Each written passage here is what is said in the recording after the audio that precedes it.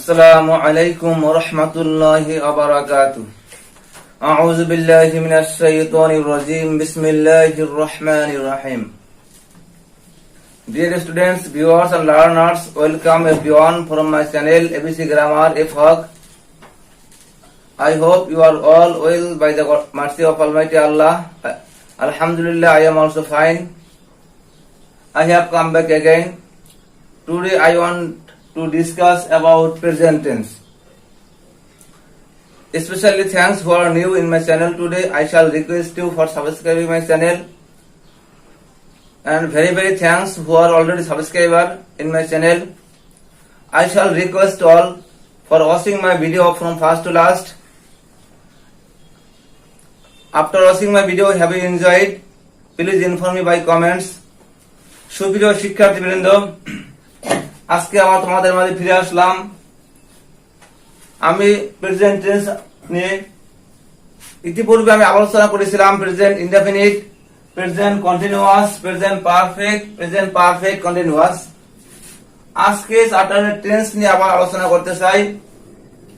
আজকে আমি দেখাবো একটা সেন্টেন্সকে প্রেজেন্ট ইনডেফিনিট টেন্সকে কিভাবে প্রেজেন্ট কন্টিনিউয়াস করা যায়, আবার প্রেজেন্ট কন্টিনিউয়াস টেন্সকে কিভাবে প্রেজেন্ট ইনডেফিনিট করা যায়, প্রেজেন্ট ইনডেফিনিট টেন্সকে কিভাবে প্রেজেন্ট পারফেক্ট করা যায়, এইভাবে পরিবর্তন দেখাবো।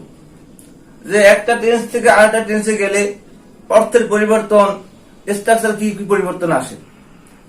টেন্স ইংরেজিতে বলা হয় যে tense is said parents of English language. Tense হলো ইংরেজি ভাষার বাবা মা।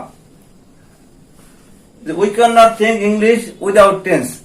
টেন্স ছাড়া আমরা ইংলিশে চিন্তাই করতে পারি না। এই জন্য আমাদেরকে টেন্স সম্পর্কে যথেষ্ট জ্ঞান থাকতে হবে। বিশেষ করে টেন্সের বাংলা চিহ্ন, স্ট্রাকচার, এটা আমাদের একেবারে মুখস্থ থাকতে হবে, না হলে ইংরেজি আমাদের জন্য বোঝা কষ্ট হয়ে যাবে।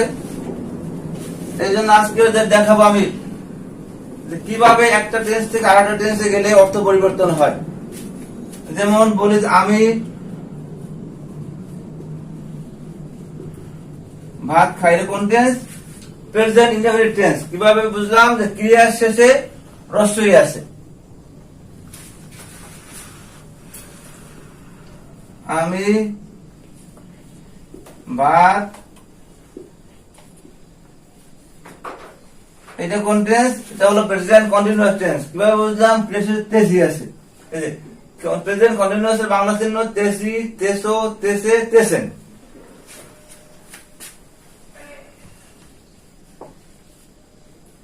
আমি ভাত খেয়েছি, প্রেজেন্ট পারফেক্ট টেন্স। কি আছে? সি, স, সে, সেন আছে। আমি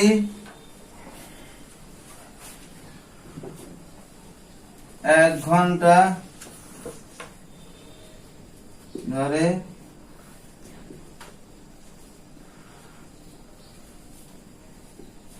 এটা হলো present perfect continuous. Present continuous, present perfect continuous এর বাংলা চিহ্ন হলো এক। পার্থক্য হলো নির্দিষ্ট সময়। যেমন প্রেজেন্ট কন্টিনিউয়াস হলো আমি ভাত খাইতেছি, এখানে আমি 1 ঘন্টা ধরে ভাত খাইতেছি। এখানে তেসি আছে, এখানেও তেসি আছে। পার্থক্য এখন সময় নেই, এই জায়গায় সময় আছে। তাহলে এখন আমি ভাত খাই প্রেজেন্ট ইনডেফিনিট, আমি ভাত খাইতেছি প্রেজেন্ট কন্টিনিউয়াস, আমি ভাত খেয়েছি প্রেজেন্ট পারফেক্ট, আমি 1 ঘন্টা ধরে ভাত খাইতেছি প্রেজেন্ট পারফেক্ট কন্টিনিউয়াস। এখন আমাদের যদি না জানি কোন টেন্সের কি বাংলা চিহ্ন, তাহলে প্রেজেন্ট কন্টিনিউয়াস আসলে যদি আমি প্রেজেন্ট ইনডেফিনিট ইংলিশ করে দেই তাহলে হবে না, অথবা প্রেজেন্ট কন্টিনিউয়াস আসছে আমি প্রেজেন্ট পারফেক্ট এর ইংরেজি করি তাহলেও হবে না। এখন দেখবো আমি ভাত খাই, এটা প্রেজেন্ট ইনডেফিনিট টেন্স। এই গঠন কি? Subject plus verb plus object. তাহলে একটা বাক্যে এক টেন্স থেকে আরেক টেন্সে নেওয়ার জন্য আমাদের জানতে হবে ওই সেন্টেন্সের সাবজেক্ট, ভার্ব, অবজেক্ট। এই বাক্যে আমি হলাম সাবজেক্ট, যাই, খাই, এটা হলো ভার্ব। ভার্ব চেনা সহজ, যেই শব্দের শেষে বাংলা চিহ্নটা থাকবে ওইটা হলো ভার্ব, আর ভাত হলো অবজেক্ট। তাহলে সাবজেক্ট ভার্ব অবজেক্ট, তাহলে আমি বলবো সাবজেক্ট মানে আই, এরপরে ভার্ব, ভার্ব মানে খাওয়া ইট, আই ইট, তারপর অবজেক্ট হলো রাইস, আই ইট রাইস। এটা হলো প্রেজেন্ট ইনডেফিনিট টেন্স। আমরা প্রেজেন্ট কন্টিনিউয়াস কি ভাবে করব, তখন খেয়াল করতে হবে এই যে প্রেজেন্ট কন্টিনিউয়াস টেন্সের স্ট্রাকচার হলো subject plus am is are plus verb plus ING plus object. Am is are এটা হলো অক্সিলারি ভার্ব, আর এই ভার্ব হলো প্রিন্সিপাল ভার্ব বা মূল ভার্ব। এখন এম ইজ আর কোনটা বসাবো? এম ইজ আর এর ভিতর থেকে ফার্স্ট পারসন সিঙ্গুলারে এম, থার্ড পারসন সিঙ্গুলারে ইজ, বাকি সব জায়গায় আর। আই অ্যাম আর he is, she is, it is, বাকি সব জায়গায় আর। উই আর, ইউ আর, দে আর। তাহলে আমি ফার্স্ট পারসন সিঙ্গুলার, তাহলে হবে আই, আই অ্যাম। ভার্ব হলো ইট, আই অ্যাম ইট, ভার্ব হচ্ছে ING, I am eating rice, I am eating rice.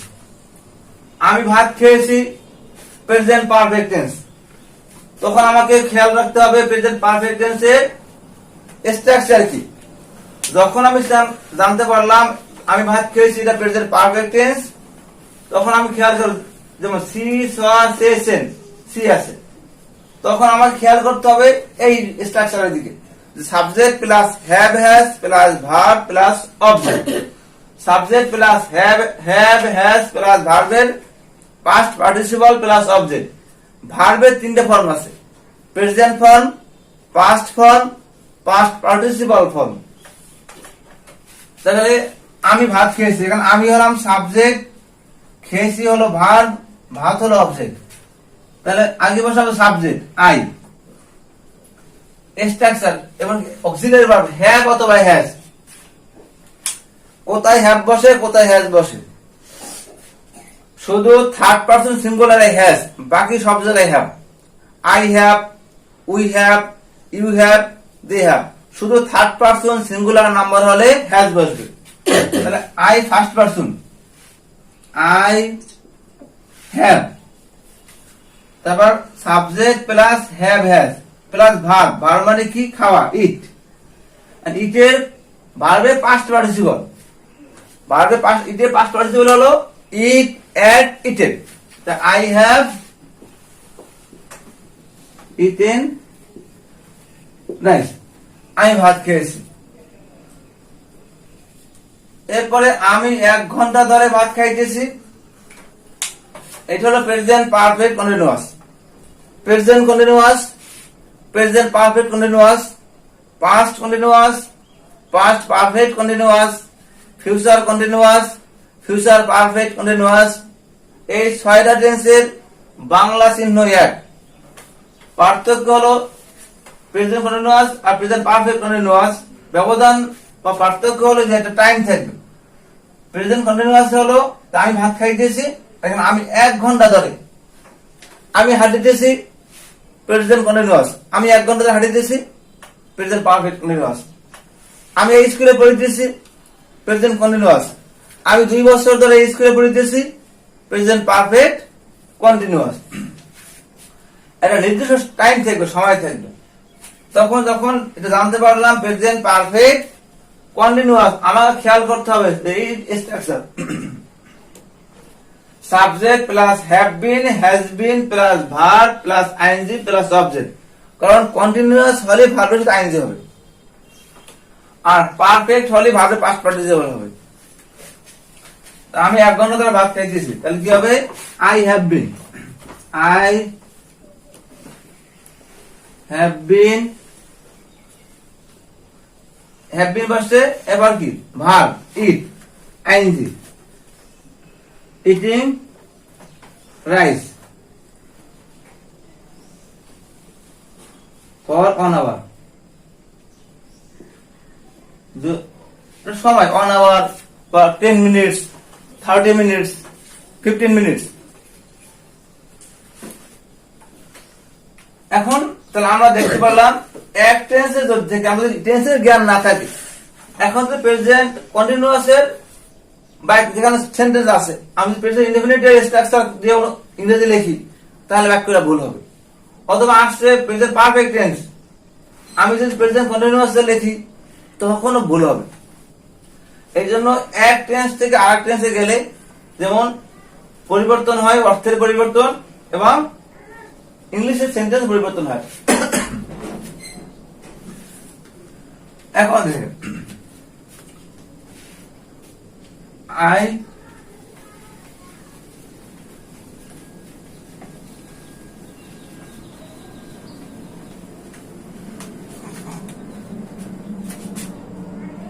I go to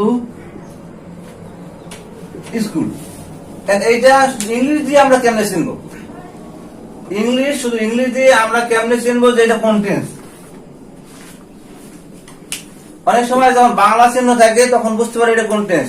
এখন ইংলিশ দিয়ে যখন বাংলা চিহ্ন থাকবে না তখন বুঝতে পারবো কিভাবে? এখানে আই গো টু স্কুল, এখানে কোন অক্সিলারি ভার্ব নেই, তাহলে অক্সিলারি ভার্ব থাকে না দুইটা টেন্সে, প্রেজেন্ট ইনডেফিনিট, পাস্ট ইনডেফিনিট। প্রেজেন্ট ইনডেফিনিটে ভার্বের প্রেজেন্ট ফর্ম হয় আর পাস্ট ইনডেফিনিটে ভার্বের পাস্ট ফর্ম হয়। যেমন গো প্রেজেন্ট ফর্ম, তাহলে বুঝতে পারলাম এটা হলো present indefinite tense, I go to school. এখন যদি আমি এটাকে প্রেজেন্ট পারফেক্ট করি, কিভাবে করব?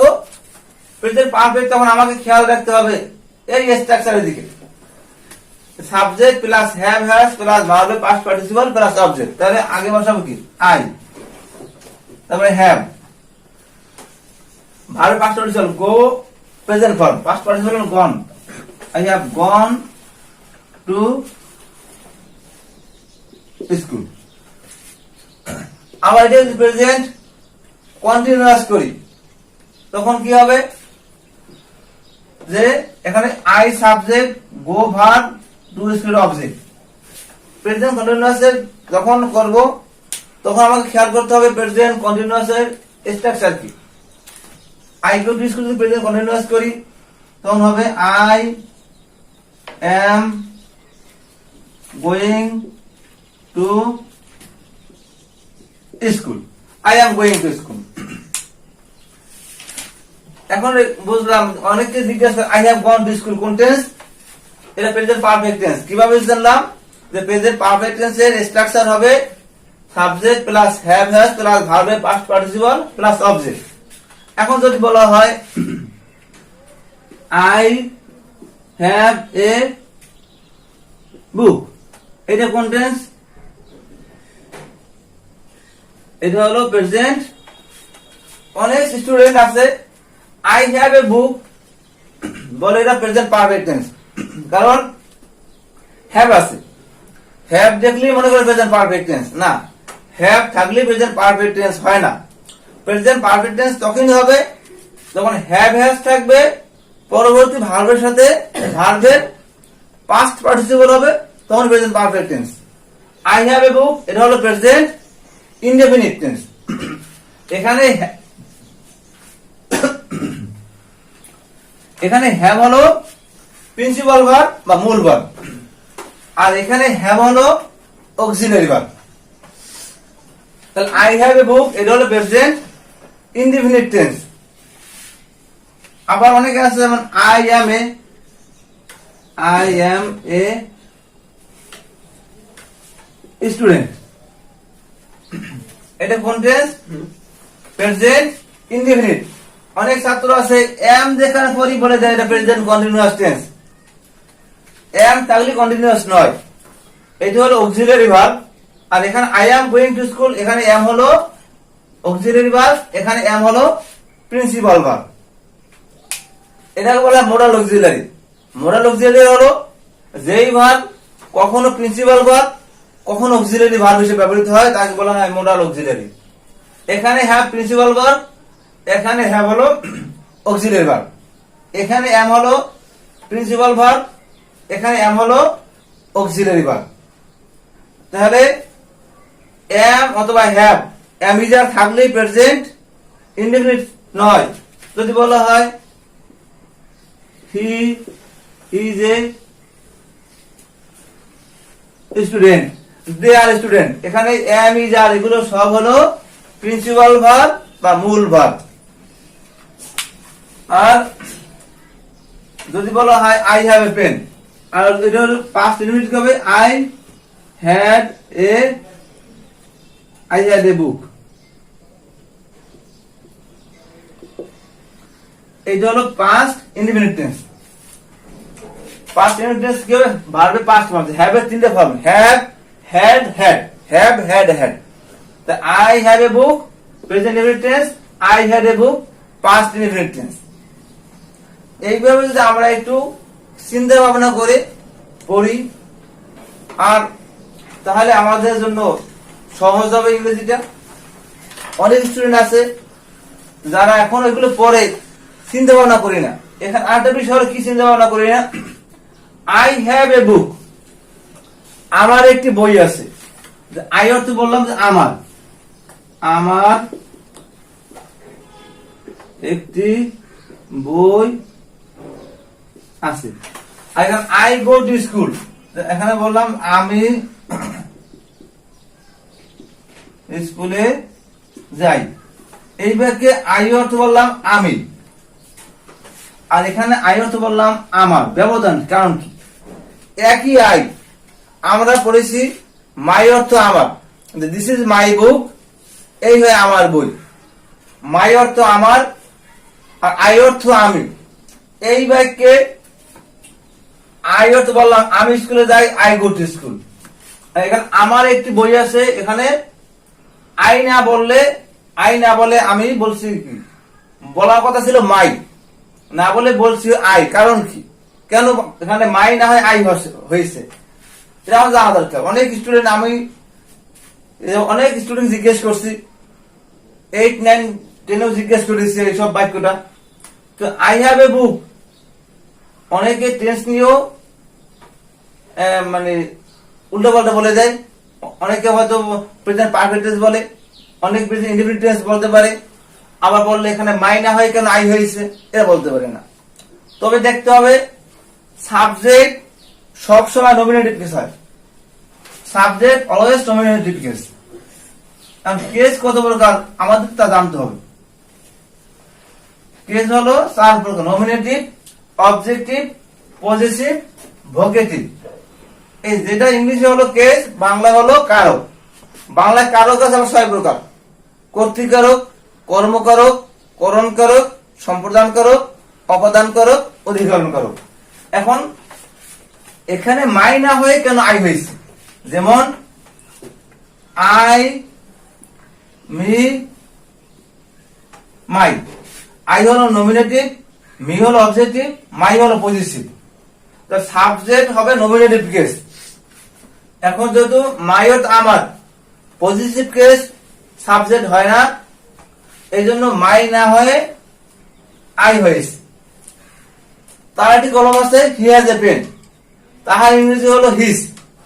হিজ বলি না, কারণ হিজ হলো positive case, positive case subject হয় না, এই জন্য হিজ না হয়ে, যেমন হি, হিম, হিজ। হিজ পজিটিভ কেস, এই জন্য হিজ না হয়ে হি হয়েছে। সুপ্রিয় শিক্ষার্থীবৃন্দ, আমি 4টা টেন্স নিয়ে আলোচনা করলাম। এইভাবে তোমরা একটা বাক্য তৈরি করে, একটা বাক্য দিয়ে আস্তে আস্তে 12টা টেন্স তৈরি করবা। কিভাবে? যে I go to school, I am going to school, I have gone to school, I have been going to school for time, এটা বসিয়ে দেবা। Then I do the work, present tense, I am doing the work, I have done the work, I have been doing the work for 2 hours, for an hour। এইভাবে একটা sentence থেকে 12টা tense কিভাবে তৈরি করা যায়, এগুলো বসে বসে প্র্যাকটিস করবা। কারণ practice makes a man a perfect. যত প্র্যাকটিস করবে তত তোমাদের কাছে এটা ক্লিয়ার হয়ে যাবে। আর না হয় রুলস পড়ে যদি প্র্যাকটিস না করা হয়, তাহলে এই রুলস কোন কাজে লাগবে না। যেমন কম্পিউটার বই মুখস্থ করলো, কিন্তু কম্পিউটার যদি প্র্যাকটিস না করে, সে কখনো কম্পিউটার সম্পর্কে জানবে না। এই জন্য রুলস পড়লেই হবে না, রুলস পড়লে এটাকে অ্যাপ্লাই করতে হবে, প্র্যাকটিস করতে হবে, তাহলে আমাদের জন্য রুলসটা পরে কাজে লাগবে। আজকে যে আলোচনা করলাম, যদি তোমাদের ভালো লেগে থাকে অবশ্যই কমেন্টস করবে, আর যাদের ভালো লাগে নাই, না লাগার কারণ কি তাহলে কমেন্টস করে জানাবে। পরবর্তীতে আমি যে সমস্যাটা থাকবে আমি এটা সংশোধন করে নেব, কেন ভালো লাগলো না, আপনার ভালো যাতে লাগতে পারে আমি সেই ব্যবস্থা করবো ইনশাআল্লাহ। সবাই ভালো থাকবে এই দোয়া রেখে আজকের মতো এখানেই বিদায় নিচ্ছি। আল্লাহ হাফেজ। আসসালামু আলাইকুম ওয়া রাহমাতুল্লাহি ওয়া বারাকাতুহু।